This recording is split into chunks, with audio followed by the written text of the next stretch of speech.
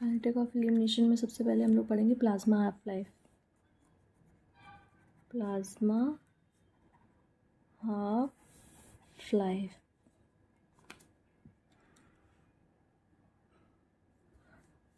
50% of इस original value, 50% of इस original value 2 hours. तो इसकी हाफ लाइफ क्या हो जाएगी 2 आवर।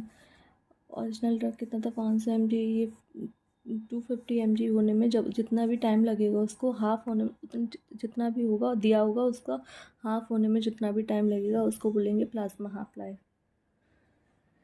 जैसे कि एक एग्जांपल तो ये हो गया, एग्जांपल 2 हो गया 8 mg ड्रग है, 6 mg एंड देन 4 mg। इसके लिए 2 आवर्स लगे हैं, इसके लिए 2 आवर्स लगे हैं। तो इसकी हाफ लाइफ क्या हो जाएगी 8 से हाफ होने में कितना लगा है 8 4 आवर्स। तो इसकी हाफ लाइफ हो जाएगी 40 हाफ। अब हम लोग को पता होना चाहिए प्लाज्मा हाफ लाइफ के बाद हम लोग को पता होना चाहिए एलिमिनेशन रेट। एलिमिनेशन रेट क्या होता है, एलिमिनेशन रेट क्या होता है amount of drug eliminated in unit time. Amount of drug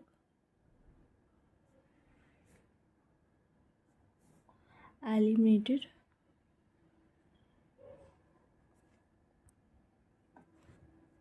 in unit time।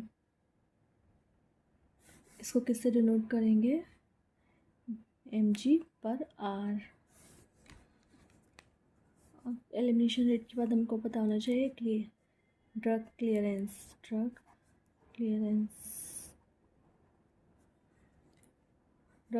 क्या होता है volume of plasma cleared of drug in unit time. Volume of plasma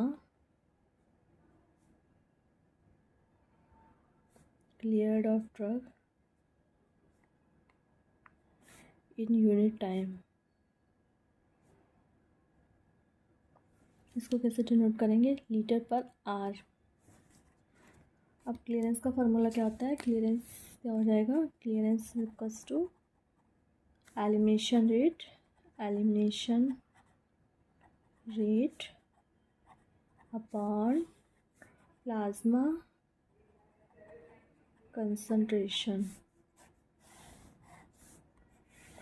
elimination rate की यूनिट क्या आती थी mg/r और प्लाज्मा कंसंट्रेशन कितने क्या थी mg/लीटर। तो इसकी क्या हो जाएगी लीटर पर आर।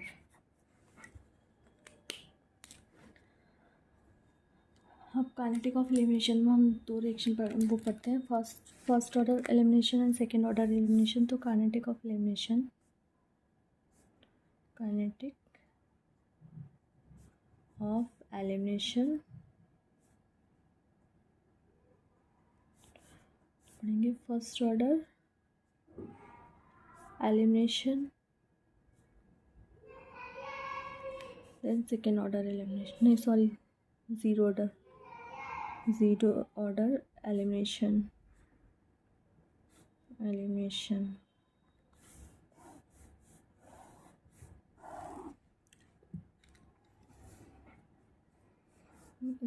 एग्जांपल से समझते हैं। जैसे कि कोई ड्रग है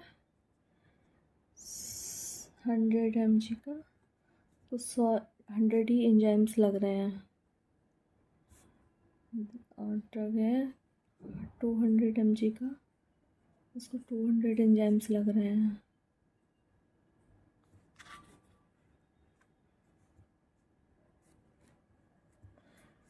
तो ये यहाँ पे ड्रग है कोई 80 mg का, उसको कितना लग रहा है 80 एंजाइम्स लग रहे हैं। ड्रग है 100 mg का, उसको लग रहा है 100 एंजाइम्स। अब ड्रग की कंसंट्रेशन हम बढ़ा रहे हैं 200 कर रहे हैं, तो वहाँ पे 100 ही एंजाइम्स लग रहे हैं। ड्रग की कंसंट्रेशन हम 300 कर रहे हैं, यहाँ पे 100 ही एंजाइम्स लग रहे हैं। तो इसको बोलते हैं ज़ीरो ऑर्डर एलिमिनेशन को एक और नाम देते हैं सैचुरेशन काइनेटिक्स। एक और नाम देते हैं mixed order kinetics.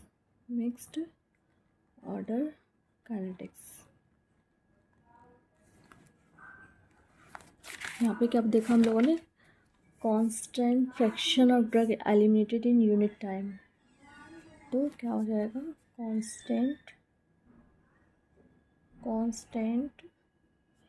Fraction of drug eliminated in unit time. यहाँ पे क्या देखा, कांस्टेंट अमाउंट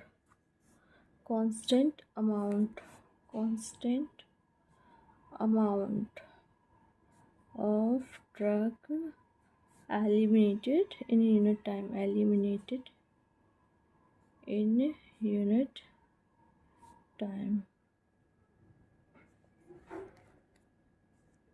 यहाँ पे क्या था, एलिमिनेशन जो रेट है वो directly proportional to plasma concentration. Elimination rate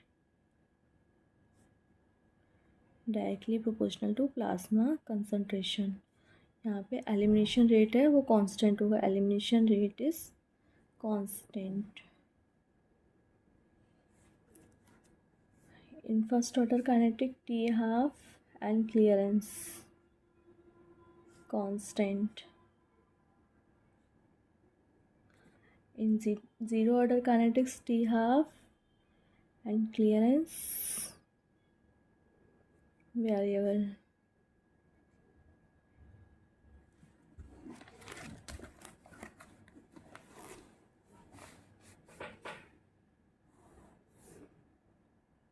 Most of the drug follows the first order kinetics. Most of the drug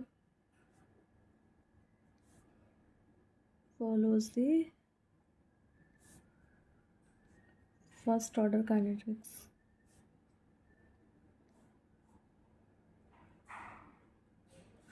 यहाँ पे क्या होगा, निमोनिक्स याद कर लो, mnemonics watt power WATTPOWER।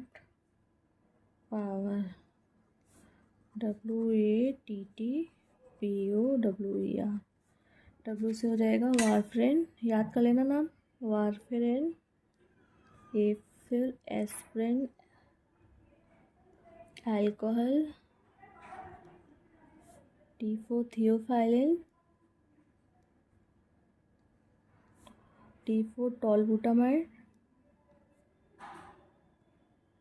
P4 फेनिलटोइन।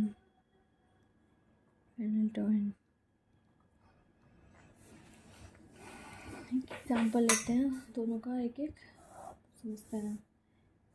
एक एग्जाम्पल है जैसे कि 8 mg ड्रग कंसंट्रेशन है, उसको हाफ होने में 1 आवर लगा है, उसको फिर से हाफ होने में 1 आवर लगा है।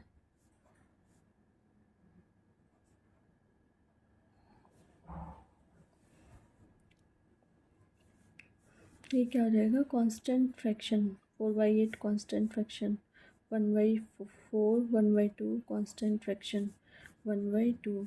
तो ये हो जाएगा constant fraction of drug eliminated in unit time. अब ये देखना हाफ लाइफ क्या है, कांस्टेंट है, तो हाफ लाइफ सेम है, हाफ लाइफ भी कांस्टेंट है, जब constant.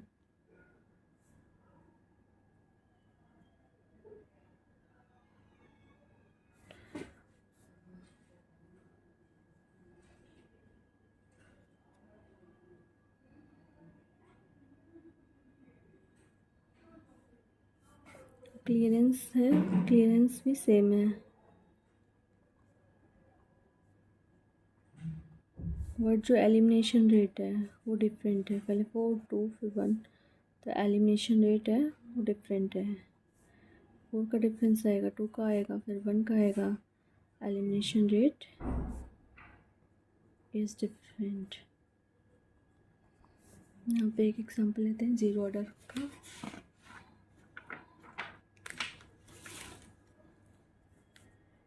Eight mg, 6 mg, 4 mg, 2 mg, 1 hour।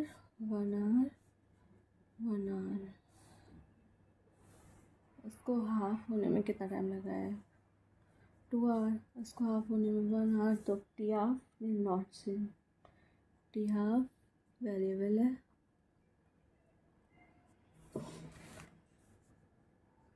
To to का डिफरेंस, तो एलिमिनेशन रेट सेम है।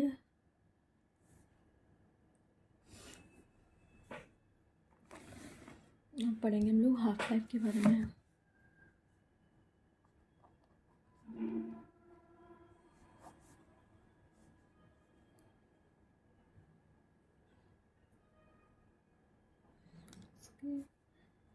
ड्रग है, उसको 50%, फिर हो जाएगा 25, 12.5, 6.25, 3.125, 1 T half, 2 T half, 3 T half, 4 T half, 5 T half. आपको एक क्वेश्चन बताना है, how much drug remains after 3 T half.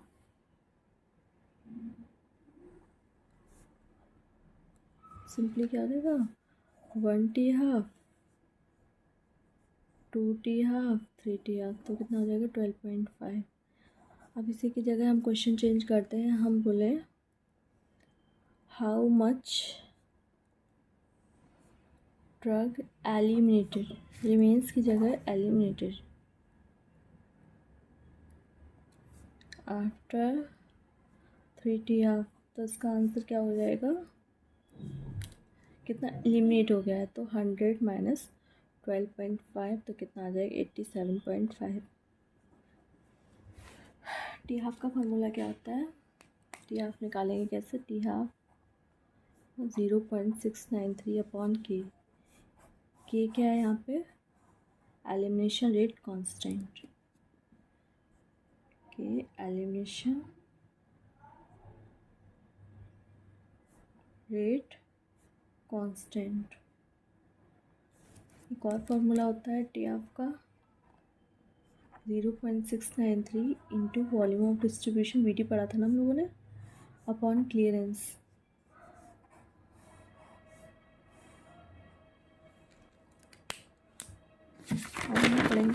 What is the importance of t half, हम पढ़ते क्यों हैं टी हाफ को, importance of t half, importance of t half.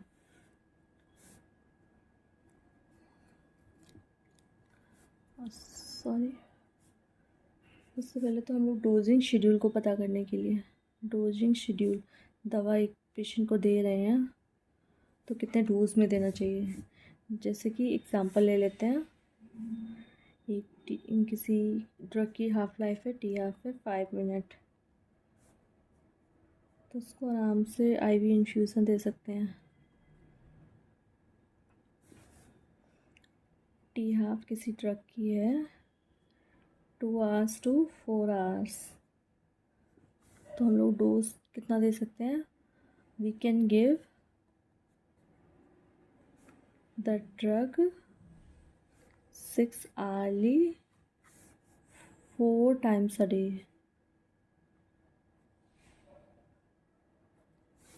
अगर किसी की टी हाफ है 6 आवर्स है, तो we can give the drug 4 times a day, we can give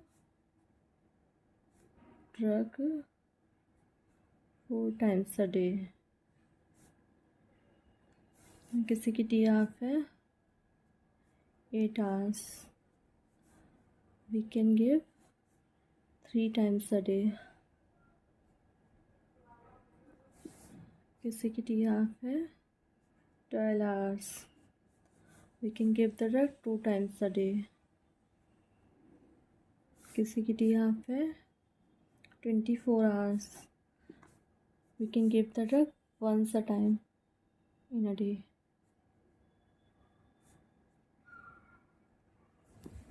सबसे पहले तो हो जाएगा डोजिंग शेड्यूल को पता करने, दूसरा क्या हो जाएगा, to achieve the steady state plasma concentration, to achieve the steady state plasma concentration।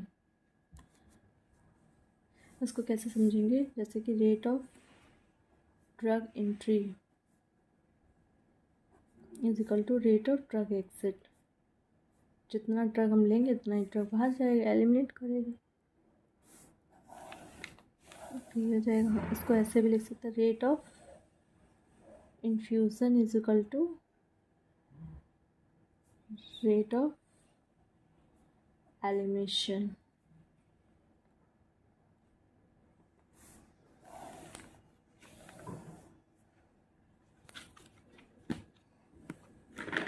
Rate of infusion कैसे निकालेंगे, रेट ऑफ इन्फ्यूज़न निकालने का फॉर्मूला था क्लियरेंस इनटू प्लाज्मा कंसंट्रेशन।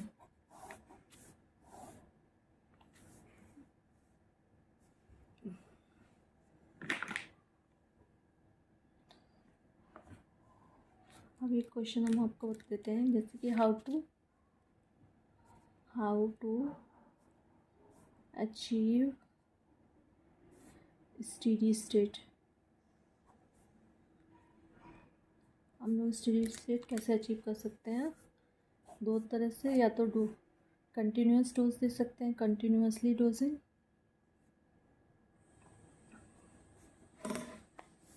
या intermittent dosing.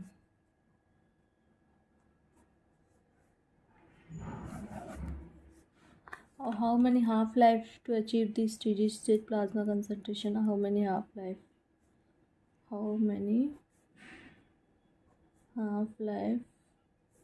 to achieve steady state plasma concentration? Nearly 4 to 5 half-life। ये clinical value है। Mathematically greater than 7 half-life,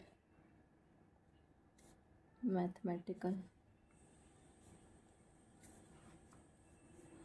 50% जब drug होगा तो उसकी 1 half-life होगी, 75% अगर होगा तो 2T half, एंड 87.5% होगा तो 3T half, 90% होगा तो फिर कितना हो जाएगा, 3.3T half। ये याद कर लेना, इम्पॉर्टेंट है।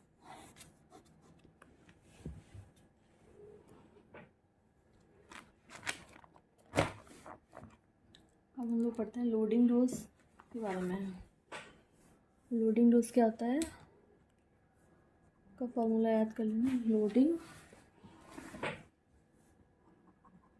Dose target plasma concentration into volume of distribution upon viability. अगर गिवन नहीं है वायबिलिटी तो उसको 1 कंसिडर करेंगे और अपना क्वेश्चन सॉल्व करेंगे। मेंटेनेंस डोज क्या होता है, target plasma concentration into clearance. तो ये हो जाएगा, लोडिंग डोज किस पे डिपेंड करता है, वॉल्यूम ऑफ डिस्ट्रीब्यूशन पे, और मेंटेनेंस डोज किस पे डिपेंड करता है, क्लियरेंस पे। आज के लिए इतना ही। Thank you all.